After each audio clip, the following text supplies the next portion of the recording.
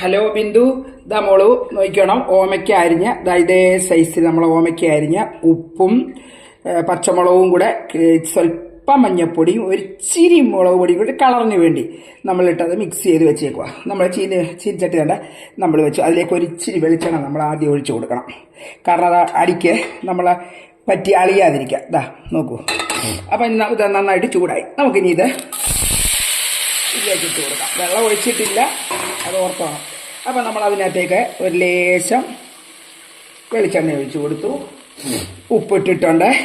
വെള്ളം മൂക്കിൻ്റെതാണ് ഇങ്ങനെ ചെറുതായിട്ട് അല്ലേ അത് അളിഞ്ഞു പോകും. നമുക്കിനി ഈ ഒരു ചെറിയ ഫ്ലെയിമിൽ കിടക്കുവാണ്. ഇതിന് നമുക്കത് വെന്തെടുക്കാം. അത് നന്നായിട്ട് തന്നെ അടച്ചു വെക്കുക.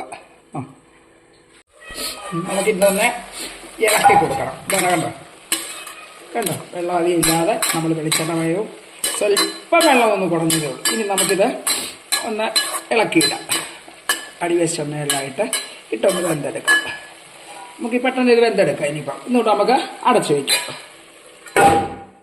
തടമുളു ഓമയ്ക്ക വെന്ത് നമുക്ക് നന്നായി വെന്തിട്ടുണ്ട്. അപ്പോൾ ഈ വെള്ളം ഒന്ന് പറ്റിയിട്ട് നമുക്കത് വെളിച്ചെണ്ണ ഒഴിച്ച് നന്നായിട്ട് മൂപ്പിച്ചെടുക്കാം. നല്ലതായിട്ട് മെഴുക്കട്ടി പരിപാടി. ഒത്തിരി അങ്ങ് അളിയരുത്. നമ്മൾ ഒന്ന് കടിച്ച് നോക്കണം. അളിഞ്ഞാൽ പിന്നെ നമുക്കിത് പ്രയാസമാണ്. ഓമയ്ക്കയല്ലേ. നമുക്ക് വേണ്ട വെള്ളമെല്ലാം പറ്റി ഇച്ചിരി വെളിച്ചെണ്ണ ഒഴിച്ച് കൊടുക്കാം. കണ്ടോ, അടിക്കും പറ്റിയിട്ടില്ല. കേട്ടോ, ഇനി നമുക്കിത് നന്ന് മൂത്തെടുക്കാം. സിമ്പിളാണ് മോളെ. അപ്പോൾ ഇത് പരീക്ഷിക്കുക കേട്ടോ. ഇനി മൂപ്പിച്ചിട്ട് കാണിക്കാം. അപ്പം നമ്മുടെ ഓമയ്ക്ക മെഴുക്കുരട്ടി ഇതേണ്ട മോള് ശരിയായി. അതായത് മസ്കറ്റിലെ മോളും എന്നോട് പറഞ്ഞിരുന്നു.